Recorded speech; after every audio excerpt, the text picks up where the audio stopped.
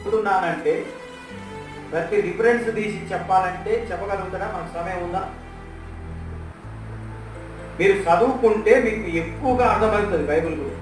Bible మొత్తం చదివితే ఎక్కడి నుంచి ఎక్కడికి చెప్పాడు. పరిశుద్ధాత్ముడు, సేవకుడు కాదు, పరిశుద్ధాత్ముడు ఎక్కడి నుంచి ఎక్కడికి తీసుకుపోయింది. నేను నిలబడ్డప్పుడు ఇవన్నీ చెప్తానని నాకు తెలియదు, ఎవరికి తెలియదు.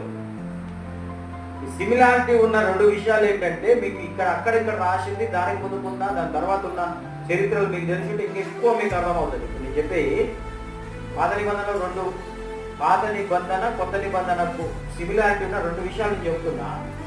ఆ ఎక్కడ నేను వాక్యం ఎత్తి బట్టి మాట్లాడుతున్నావు అక్కడ ముందు వెనక పాత నిబంధనలు కావచ్చు, కొత్త నిబంధనలు కావచ్చు, చదివి ఉంటే ఇంకా మీకు ఎక్కువ అర్థమవుతుంది. నేను కూడా ఇంకెక్కువ సార్లు చదువుకుంటే కొన్ని విషయాలు మర్చిపోతాం కదా మనం చదివినాక. నాకు ఇంకా బాగుంటుంది. నీకైనా మీకైనా మనం పోయేదాకా చదువుతూనే ఉండాలి బైబిల్. ఒక్కడేసారి చదవలేము కాబట్టి ఆది కాండం నుంచి ఎక్కడి నుంచో మొదలుపెట్టి రోజు